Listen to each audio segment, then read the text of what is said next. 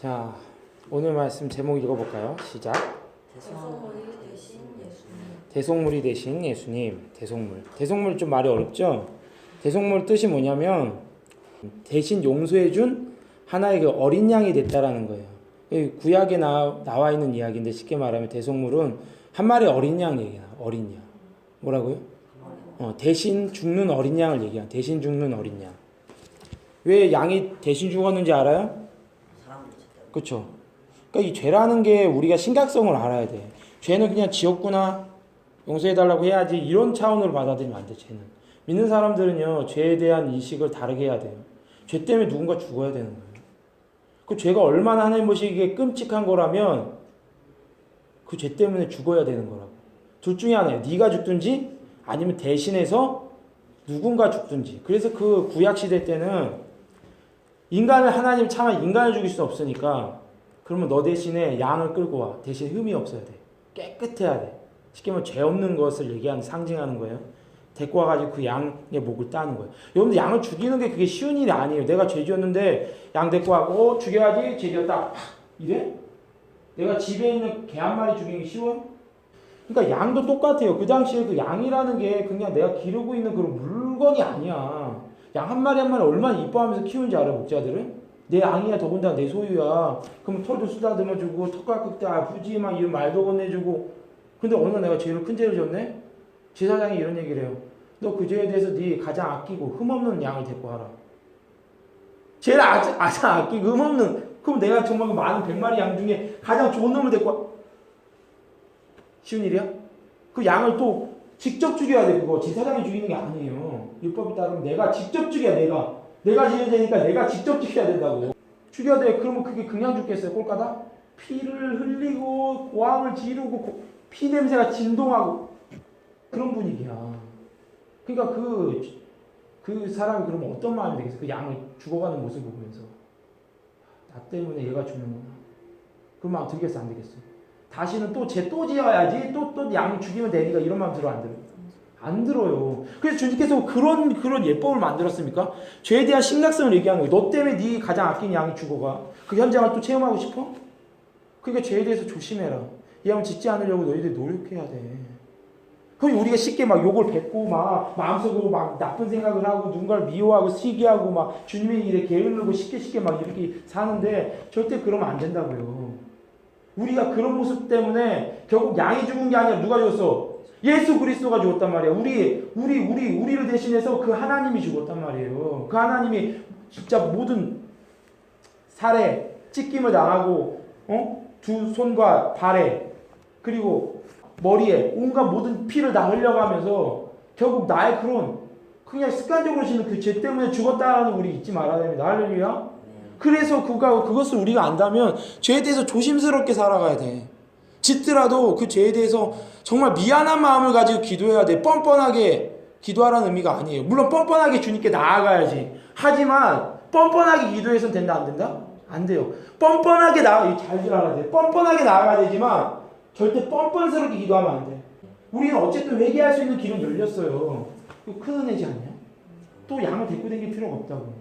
하지만 죄에 대한 심각성을 알아야 되고 이 대속물에 대한 의미를 그래서 바르게 알고 오늘 말씀 들어가야 됩니다. 자, 그래서 2장 20장 20절을 우리 유연히 한번 읽어봅시다. 그때 세베대의 아들과 어머니가 그 아들을 데리고 예수께 와서 저라면 무엇을 구하니? 아멘. 자, 이 대속물을 아는지 모르는지 참 어이없는 사건이 하나 발생해요. 무슨 사건이냐? 이 세베대의 아들은 누굴 얘기하는 거냐면 예수님께 몇 명의 제자가 있었죠? 12명의 제자가 있었죠. 근데 그 중에 요한하고 야고보, 얘네가 형제였어요. 야고보가 형이었던 것 같아요. 야고보와 요한이라는 제자가 있었는데 12명 그 라인에 뽑힌 거야. 대단한 거 아니야? 걔네들이 바로 걔네들 아빠가 세베대야. 그럼 오늘 그 아빠가 등장한 게 아니라 누가 등장했어? 걔네들 야고보와 요한의 엄마가 등장한 거야. 갑자기 뜬금없이. 참 이 상황이 어떤 상황인지 이해는 되죠? 되게 난처하고 이게 이상한 일이 벌어진 거야. 자, 그랬더니 21절 우리 선생님께서 예수께서 이르시되 무엇을 원하느냐 이르되 나의 이 두 아들을 주의 나라에서 하나는 주의 우편에 하나는 주의 좌편에 앉게 명하소서. 아멘. 자, 주님이 무엇을 원하느냐? 무엇을 원하니? 물어봤더니 뭐래요? 그 요구 조건이 되게 황당하죠. 뭐죠? 여기 보면 주의 나라에서, 주의 나라는 우리 주님이 다시 오실 때 아까 전에 세례받은 얘기했는데, 근데 그들은 주님의 나라가 지금 당장 이루어질 줄 알았어요. 왜냐하면 로마로부터 이스라엘이 지배를 받고 있었기 때문에 그때 당시에 어떤 생각을 했냐면 예수님은 다윗 왕처럼 이 로마를 다 쳐부수고 이스라엘의 왕으로 돼가지고 온 세계를 제패하는 그런 환상을 가지고 있었어. 근데 주님의 나라는 그렇게 임하는 게 아니에요. 그러니까는 이 엄마가 왜 찾아왔냐면 주님의 나라가 이제 당장 이루어질 것 같은 거야. 막 말씀 막 멋있게 전하지, 사람들이 막 모여들지, 그리고 뭔가 막 예루살렘 성전에 가서 막 그 바리새인들하고 제사장들도 막 예수님 혼내지. 야, 뭔가 이제 일이 벌어지는구나. 딱 생각이 드니까 이 엄마가 그런 높은 지위에 올랐을 때 그 쉽게 말하면 외무부 장관, 내무부 장관 시켜달라는 거예요. 장관. 큰 위치, 큰 역할을 맡겨달라는 이 얘기를 하는 거예요. 의자에 앉게 해달라는 거. 이게 왜 말도 안 되는 황당한 사건일까요? 이게 부탁한다고 되는 일이에요? 근데 그건 이거 공공연하게 엄마는 주책바가지지. 뭐든 그거 비밀스럽게 하든가 하지. 그 제자들 다 있는 앞에서 그렇게 한 거예요. 근데 그게 왜 그렇게 했냐면 간절함이 있었거든. 이 엄마 마음에는 그게 진심이었어요. 왜냐면 주님은 뭔가 간절히 부탁하면 들어주는 모든 일들을 봐왔으니까 이 엄마 생각에는 만약에 내가 간절하게 부탁, 그래서 무릎 꿇고 막 이렇게 막 절하면서 얘기하는 거예요. 이렇게 부탁하면 들어주시지 않을까. 그래갖고 자신은 어떻게 보면 자존심 이런 거 다 내려놓고 주변의 의식이나 이런 것들 신경 안 쓰고 정말 아들을 너무나도 중요한 거야. 아들을 사랑하는 마음. 두 아들 너무 사랑하는 마음으로 그렇게 한 거야. 이해돼? 그건 나쁜 게 아니지. 나쁜 게 아니야. 그래서 주님도 그거 모르진 않았어요. 그래서 친절하게 설명을 해주는 거야. 안 그랬으면 뭔 떼끼! 그러고 쫓아보냈겠지. 근데 그 아들을 사랑하는 진심을 알았기 때문에 주님이 친절하게 얘기해줘요. 왜냐하면 보세요. 뭐라고 얘기하시는지. 자, 22절. 예수께서 대답하여 이르시되 때 너희는 너희가 구하는 것을 알지 못하는도다. 내가 마시는 잔을 너희가 마실 수 있느냐? 그들이 말하되 할 수 있나이다. 아멘. 자, 예수께서 그 아들에 대한 너무 어떻게 보면 지나친 사랑, 그 과보 같은데, 자 그런 마음을 갖고 있는 그 여인한테 뭐라고 얘기하냐면 너희가 구하는 것. 그러니까 너희라고 얘기한 것 자체가 뭡니까? 이게 복수죠. 엄마뿐만 아니라 그 두 아들 안에도 똑같은 마음이 있었다는 거예요.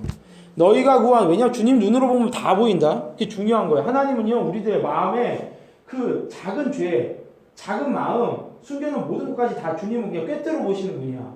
숨길 수 있다 없다? 없어요. 그래서 조심해야 돼. 설교할 때 혹시나 내가 교만한 마음을 가지니까 조심스럽고 순수하게 주님 말씀만 전하고 싶어요. 안 그러면 나도 이 마음이 변질될 수가 있어. 설교 전하다가도 예전에 그런 죄를 저지른 적이 있어요. 이거 내가 하나 예를 들어주는 거야. 설교할 때도 죄 짓는다? 신기하지? 그 무슨 죄냐면 설교하다 보면 신이 나다 보면 다른 사람들이 날 집중하고 이러다 보면 내가 쓸데없는 말을 하게 돼.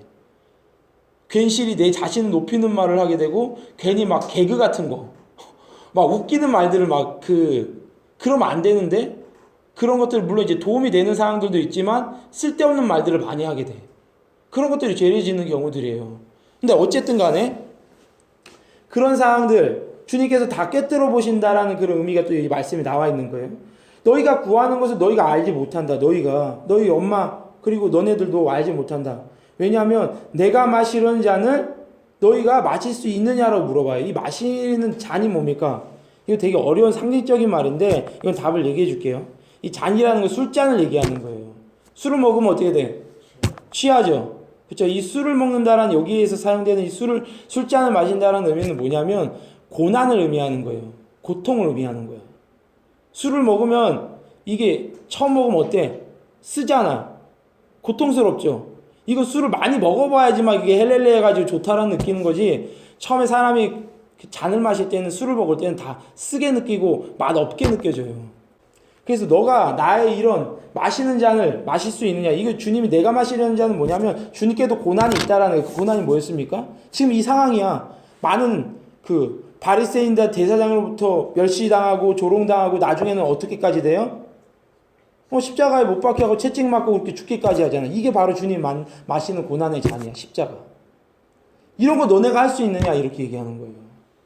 그러니까 이 잔을 마시는 자가 그 우편과 좌편을 앉을 수 있다는 얘기인 거야. 다시 역으로 얘기해 보면. 그러니까 너네가 이거 마실 수 있어. 내가 할 수 있는 거 너네 할 수 있다는 얘기야? 그걸 물어보는 거야. 그러니까 너희의 그 행위를 이 정도 수준까지 끌어올릴 수 있겠느냐 그 말을 하는 거야. 그랬더니 얘네들이 뭐라고 해요? 아주 담대하게도 할 수 있습니다. 여기는 할 수 있습니다. 그러니까 정말 뭘 알고 하는 얘기일까 아니면은 뭘 잘 모르고 하는 얘기일까? 잘 모르고 하는 얘기예요. 왜냐면 주님께서 나중에 십자가에 못 박히고 그 고난과 그 역경이 얼마나 심한지 얘네들이 알아 몰라. 아직 벌어진 일들이 아니기 때문에 몰라요. 그러니까 그냥 말로만 할 수 있다. 왜 이런 얘기를 했을까? 정말 그 자리에 앉고 싶거든. 근데 그 도래할 그 다윗과 같은 그 엄청난 왕국이 실현할 거라는 믿음이 있으니까 그 제자들 보든 말든 그렇게 할 수 있습니다라고 담대하게 일단 뱉어놓고 보는 거예요. 근데 조심해야 돼 우리가 뭔가 말을 할 때는요 잘 생각해보고 얘기해. 모르는 거 모른다고 얘기해야 되고 그리고 주님께서 이렇게 정말 뭐 고난에 대한 이런 얘기를 할 때 우리는 아무리 우리 안에 믿음이 있어도 베드로처럼 겸손하게 주님이 아십니다라고 얘기를 해야지 내가 할 수 있습니다. 난 주님을 위해서 죽을 수 있습니다. 이렇게 얘기하면 안 돼. 그게 시험거리가 되고 그걸 그 말을 통해서 사탄이 반드시 그거를 고리를 깨서 우리로 하여금 넘어지게 만들어요. 그러니까 우리 말은 함부로 내뱉으면 된다 안 된다? 안 돼. 그러니까 얘네들이 지금 실수한 거예요. 근데 용서받을 수 있는 실수야. 그렇다고 너무 심각하게 생각할 건 없어요. 그랬더니 23절 우리 선생님께서 이르시되 너희가 과연 내 잔을 마시려니와 내 좌우편에 앉는 것은 내가 주는 것이 아니라 내 아버지께서 누구를 위하여 예비하셨든지 그들이 얻을 것이니라. 아멘. 야, 뭐라고 말씀하시냐면 세상에 너희가 과연 내 잔을 너네 마실 수 있습니다 이렇게 얘기했더니 원래는 생각대로 한다면 너네 못 마셔 이렇게 얘기해야 되는데 그래 너네들 그 잔 마시게 될 거야. 이거 예언이에요. 실제로 요한하고 야고보는 어떻게 죽냐면 정말 그 최초의 순교자야. 예수님 믿다가 칼에 찔려 죽어. 되게 일찍 죽어요. 가장 제자 중에 사역 오래 하지도 못하고. 잔 마신 거야 안 마신 거야? 고난의 잔 그 정말 죽음의 잔을 마신 거잖아요. 그리고 요한은 끝까지 이 신기해. 이 형제가 극과 극이야 삶이. 한 명 가장 빨리 죽고 한 명 요한은 죽이려고 했는데 로마 사람들이 죽이려고 했는데 안 죽어. 기름 가마 속에 요한을 집어넣어요. 하나의 그런 역사책에 보면 기름에다 집어넣는데 죽어 안 죽어? 안 죽어. 거기서 막 샤워하고 있는 거야. 뭐야 이게? 어떻게 안 죽어 얘는? 다른 애들 다 죽였는데 로마 애들이 바울도 죽이고 다 죽였는데 안 죽어. 그래갖고 어떻게 했는지 알아 얘를? 그래 잘하네. 반모섬이야. 실제 있는 섬이야. 동화 속 섬이 아니에요. 반모섬에다가 유배를 보내는 거야. 안 죽으니까. 그래서 거기에 이제 갇혀서 쓴 책이 무슨 책이다? 그게 요한계시록. 어떻게 알았어? 먼저 죽든 끝까지 살아서 죽든 얘네들 삶이 무진장 고난스러웠어. 그야말로 예수 믿는다는 것 때문에 감옥에 갇히고 기름 가마에 들어가고 칼에 찔려 죽고 모든 제자들이 다 순교당했어요. 요한 빼놓고는. 이게 다 마셨어 안 마셨어? 다 그 죽음의 잔, 고난의 잔을 다 마셨어요. 편하게 죽은 것도 아니야. 여기 쫓겨다니고 저기 쫓겨다니고 예수님 전하면 여기서 때리고 저기서 때리고. 우리 요즘 믿는 사람 중에 이렇게 하는 사람 있어요? 없어. 그 영광을 위한 그 삶들을 돌이켜보면 진짜 우리들의 삶은 진짜 너무 보잘것없어. 주님 그날에 그 영광으로 임하실 때 우리의 빛의 영광이 아까 전에 얘기했지만 그분들보다 작겠구나. 대충 감 때리고 있어야 돼. 그렇잖아. 근데 또 반전이 일어날 수는 있는 거야. 알겠어? 얼마든지 반전이 가능해. 우리 뭐 손양원 목사님도 있었고 주기철 목사님도 그렇고 일제 그 탄압 속에서도 예수님 부인 못한다고 해가지고 그냥 스스로 죽임을 당하죠. 그 제자의 반열이에요. 그분들은 실제 일어날 수 있어. 그러니까 만약에 내가 주님 나라에 위해서 큰 영광으로 서고 싶은 그런 거룩한 욕심이 일어난다면 그렇게 기도해야 돼. 나도 감히 그렇게 기도를 많이 못했는데 하긴 했어. 뭐라고 기도했나? 하나님 제게 고난과 역경을 주십시오. 보고 달라고 해도 안 돼. 고난과 역경을 주십시오. 죽을 그 처지에 그 벼랑 끝에 서게 하소서. 근데 그거에 대한 관심이 없다. 그러면은 아직 그냥 내 믿음의 그 수준만큼 기도하세요. 알겠죠? 주님 막 억지로 요구하지 않아요. 감당지 못할 시험 주시지도 않고. 근데 욕심이 난다면 그렇게 하라는 거예요. 왜냐하면 욕심을 가지고 얘네들이 지금 세 명이 달라붙었으니까 주님이 차마 이 얘기까지 하신 거야. 근데 그 얘기는 많은 정보들이 담겨져 있어요. 그러면서 또 어떤 정보가 있습니까? 내 좌우편에 앉는 것은 내가 주는 게 아니야. 누가 주는 거야? 내 아버지. 내 아버지. 야, 그래서 성부 하나님과 성자 하나님과 성령 하나님이 각할 역할이 있다라는 걸 또 여기에서 힌트를 주시네. 그러니까 예수님은 가장 오실 때 이 땅에 이제 다시 오세요. 오늘이라도 오실 수 있습니다. 믿어지면 아멘? 아멘. 아멘. 난 믿어요. 주님 다시 오셔. 그분은 언제 올지 몰라요. 내가 만약 그 날짜를 말해버리면 난 이단이야. 알았죠? 다른 교회 어디 가더라도 만약 그 날짜를 얘기하고 어느쯤이라고 하기보다는 뭐 구체적으로 내가 예수고 뭐 어느 뭐 여름에 온다든지 10월에 온다든지 이런 식으로 얘기하고 다 이단인 줄 알아야 돼. 알겠죠? 아버지밖에 몰라요. 그 사실도. 그리고 그 상 주는 것도 아버지가 하는 거예요. 성부 하나님이. 그래서 주님이 다시 올 때 큰 영광으로 가장 큰 영광으로 계시는 감히 비교할 수도 없는 거지. 아무리 큰 고난과 역경 가운데 죽은 제자들도 예수님의 영광하고는 비교가 안 돼요. 알았죠? 그 다음 서열이라는 말도 붙이기 어려워. 주님의 영광은 독보적이야. 하나님의 영광이야. 할렐루야. 아멘. 그리고 그 다음 뭐 이제 다른 차원에 완전 차원을 건너뛴 거예요. 왜냐하면 이 태양과 달이 완전 다른 거 알죠? 이 달은 스스로 빛을 내는 게 아니에요. 그쵸? 반사된 빛이에요. 그러니까 우리의 모든 빛은 결국 예수님의 반사된 빛일 따름이야. 홀로 빛을 발하는 태양 같은 존재는 누구밖에 없다?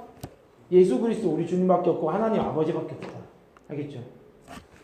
근데 어쨌든 그 반사된 빛이라 하더라도 규모가 다른 거야. 그 영광의 빛이 달라요.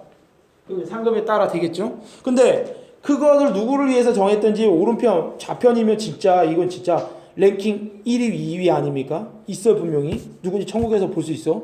난 지금 예상되는 인물이 한 명은 있어. 근데 이거 장담은 안 해요. 근데 내가 이거 이런 거 연구하는 게 난 너무 재밌거든. 누굴 것 같아? 다 다를 수 있어요. 이거 정답이 없어. 누굴 것 같아? 한번 얘기해. 무디 목사님. 누구? 무디 목사님. 아, 무디 목사님. 오, 그치. 거의 2억 명 넘은 사람들에게 복음을 전파하셨던 그분. 그쵸? 가능성 있어요. 쌤은요? 그때 그 한국 최봉석 목사님. 나는 몽대기로 맞으면 예수가 튀어나온 이유가 내 안에 예수가 가득하기 때문이다 하는 유명한 말을 얘기했던 예수 천당 불신지옥의 산증인. 할렐루야. 그치. 그분들일 수 있어요. 근데 내가 생각하는 분은 누구냐면 바울이에요. 바울은 뭐가 좀 남다르냐면 사도의 권위를 다 사용하지 않았어요. 그때 당시에 많이 사도라고 읽고, 사도는 누구냐면 예수님 12제자를 얘기하는 거야. 근데 대부분의 사도들은 있잖아요. 쉽게 말하면 월급을 받았어. 사역을 하면서 성도들에게 무언가 물질적인 후원을 받고 사역을 했어요. 그리고 결혼도 했어. 대부분은. 근데 바울은 그렇게 하지 않겠다를 결심을 했어. 왜냐하면 나 역시 근데 바울이 얼마나 영악한지 보세요. 바울이 정확하게 상급이 뭔지를 확실히 알았던 사람이야.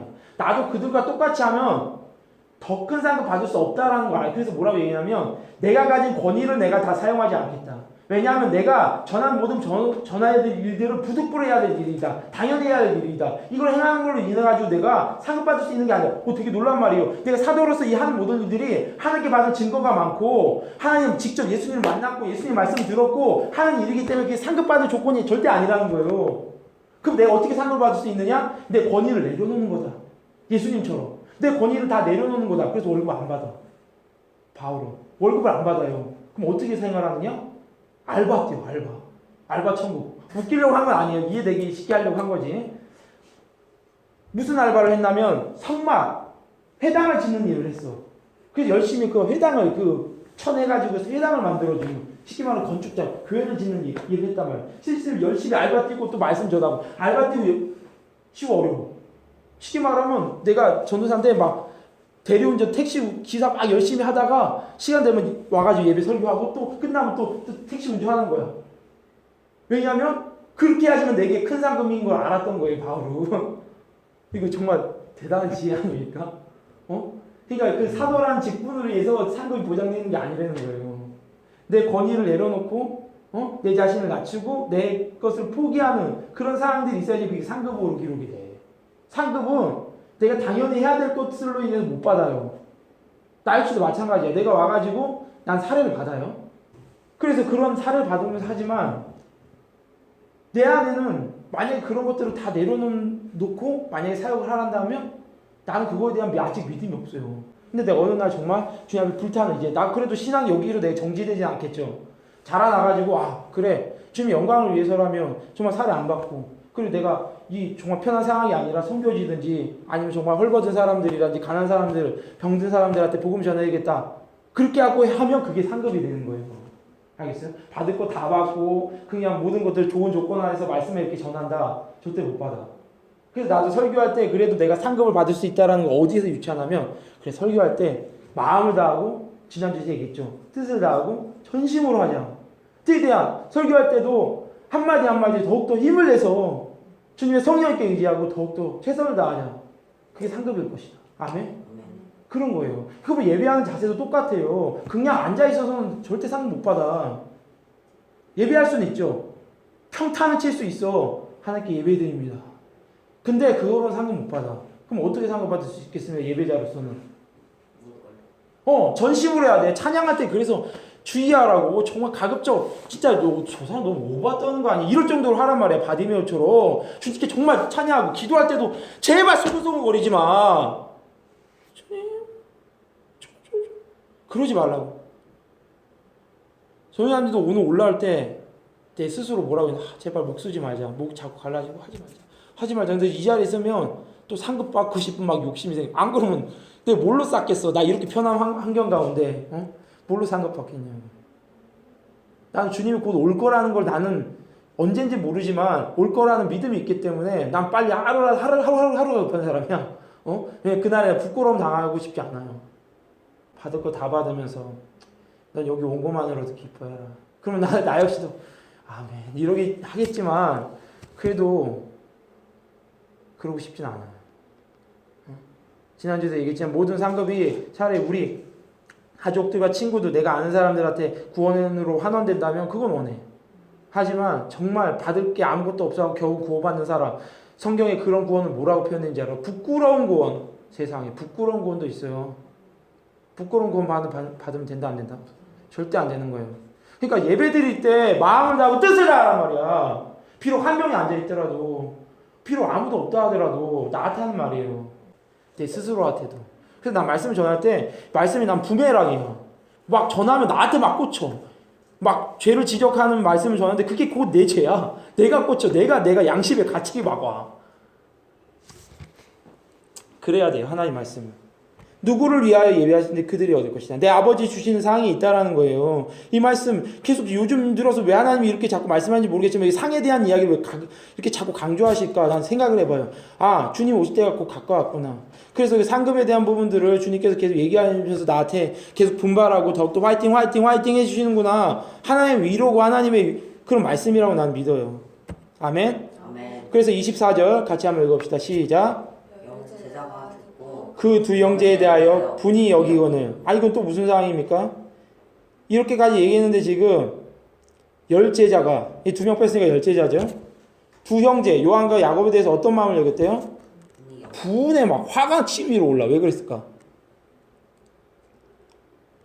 항상 말씀 읽을 때 왜 그랬까? 왜 그렇지라고 항상 질문을 던지면서 읽어야 돼. 알겠죠? 왜 그랬을까? 얘네들이 한 이유는 지금 엄마까지 지금 데리고 와가지고 이렇게 한 상황에 대해서 되게 불쾌했던 거예요. 아니 여기 앞에서 지금 다본 앞에서 로비를 해? 싸바싸바를 해? 지들 높아지고 싶어가지고 막 시기심과 질투심이 일어나는 거예요. 아니 주님이 들어오면 어떡해. 그러니까 이 10명, 이 2명의 제자와 엄마뿐만 아니라 이 10명의 마음들도 똑같은 마음이었다는 거예요. 그냥 어떻게든지 그냥 높은 자리에 앉고 싶었던 거예요. 높은 자리에. 그냥 높은 자리에. 근데 높은 자리에 앉을 수 있는 방법은 아까도 얘기했지만 고난의 잔이 없으면 된다 안 된다. 그래서 주님께서 얘네들이 좀 얘기했으면 얘네들이 고난의 잔 얘기했으면 알아들었어야 되는데 끝까지 알아들어 못 알아들어? 못 알아들어요. 계속. 그러니까 주님이 계속 말이 길어질 수밖에 없는 거야. 그래서 25절 우리 유연히 읽어봅시다. 예수께서 제자들을 불러다가 이르시되 이방인의 집권자들이 그들을 임의로 주관하고 그 고관들이 그들에게 공세를 부리는 줄 너희가 알거니와. 아멘. 주님 되게 섬세하지 않냐?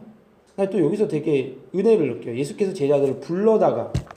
이게 무슨 표현이에요? 그 많은 사람들, 구경하는 사람들이 있기 때문에 사실 이런 사람들 막 분하게 여기면 이것들이 지금 내가 얘기하는 것이 못 알아듣고 지금 여기서 지금 화내고 이런 게 마땅하냐? 이렇게 화를 낼 수도 있는데 화를 안 내, 주님이.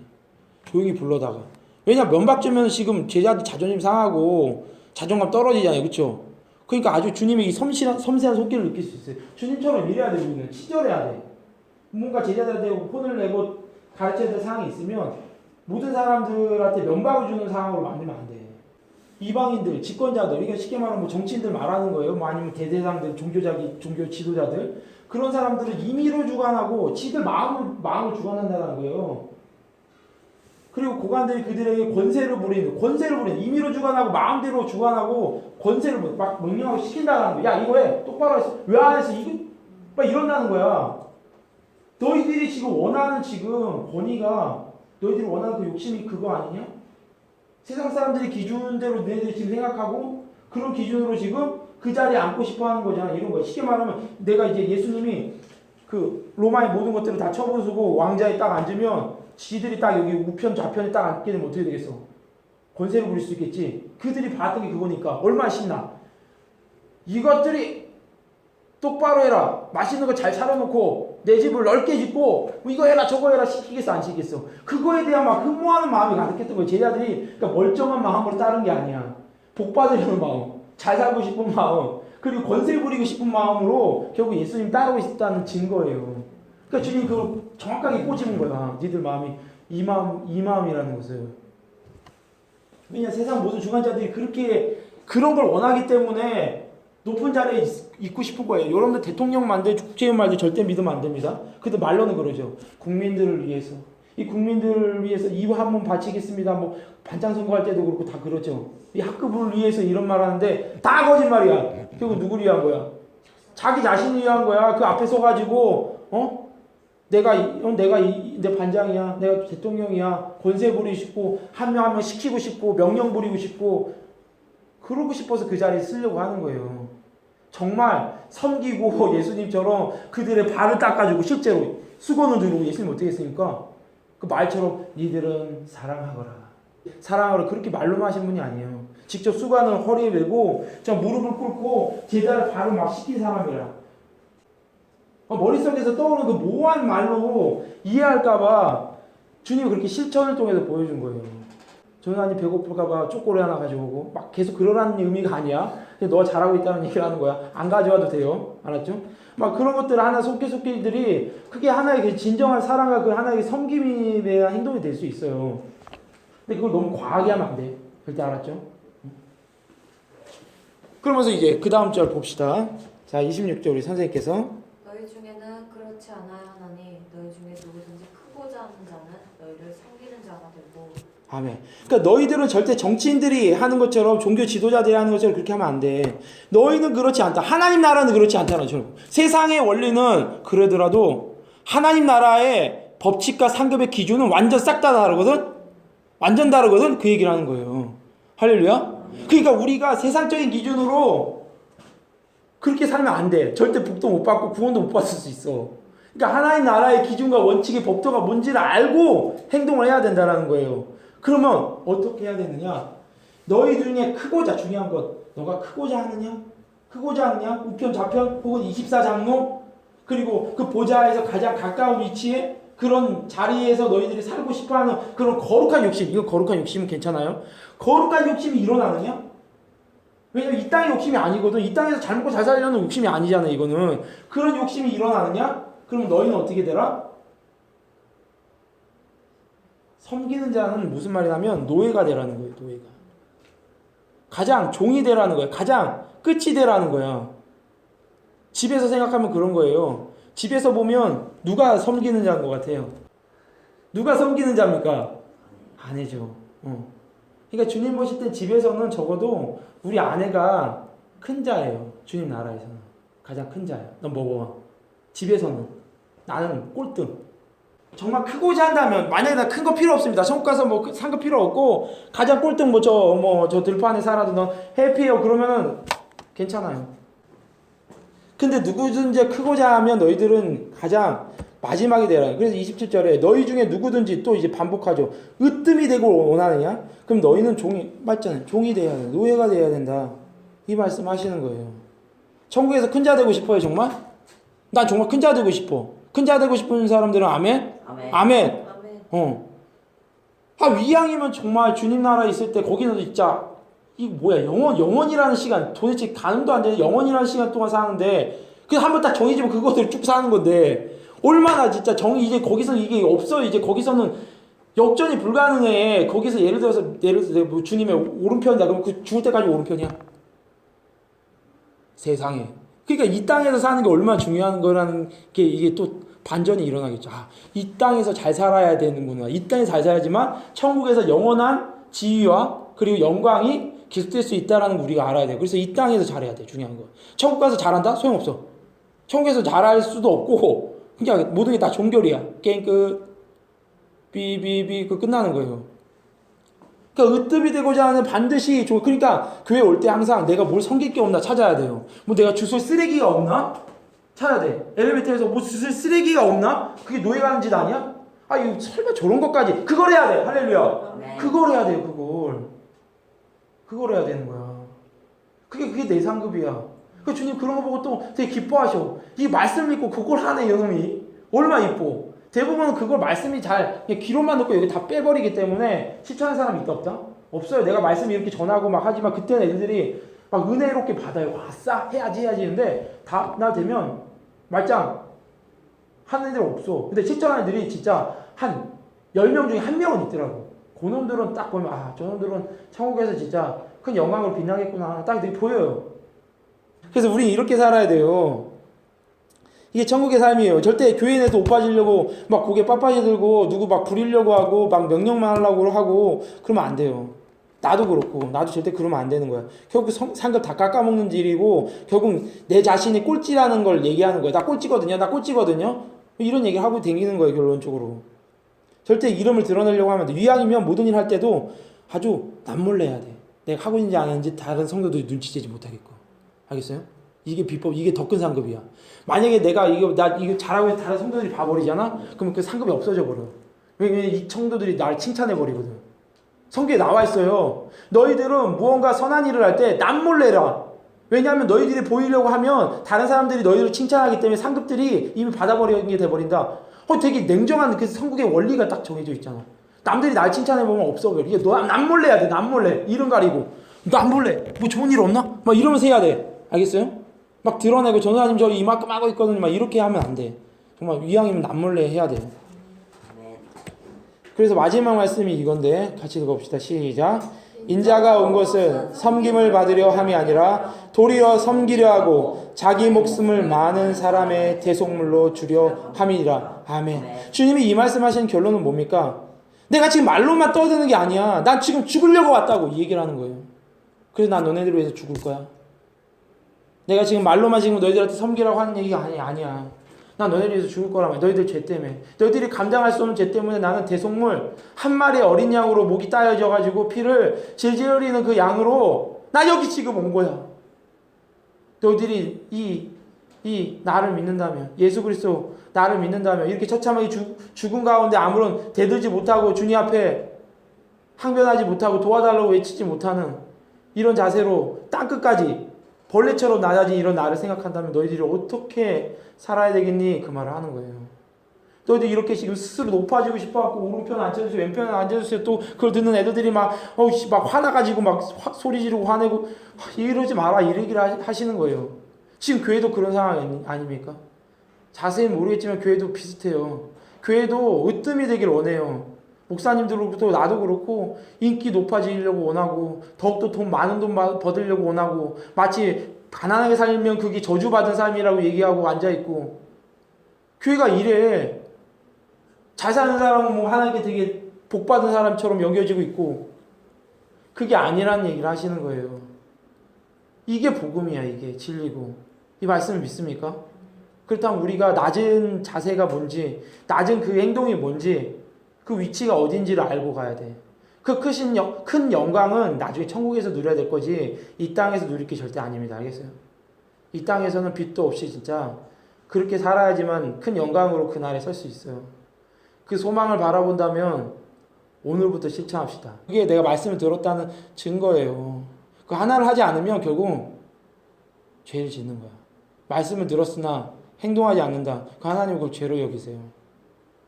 하나 합시다. 할렐루야. 네. 살아계신 주님, 저희들의 마음은 연약합니다. 하지만 하나님의 말씀은 강하시고 성령을 통하여 또한 우리들의 마음이 분발되게 하시고 오늘 말씀을 순종하게 하십니다. 천국에선 가장 큰 자가 가장 이 땅에서 볼 때 하찮은 사람이라고 하십니다. 섬기는 자고 그리고 낮은 자라고 하십니다. 제 자존심이 구겨지고 짓밟힌다 하더라도 주님께 영광이 되는 일이라면 그것을 선택할 수 있게 해주십시오. 그래서 천국에서 하나님 보시기에 부끄러운 구원을 받는 자가 되지 않게 하시고 온전히 하나님의 영광 가운데 저희들도 빛과 같이 빛날 수 있도록 인도하여 주시옵소서. 한 주간에도 하나님의 사랑과 하나님 말씀을 지킴과 주님의 보살피신 가운데 살아갈 수 있도록 도와주시옵소서. 오늘 전한 모든 말씀이 우리 안에 생명과 은혜가 되게 하여 주시옵소서. 예수님 이름으로 기도드립니다. 아멘.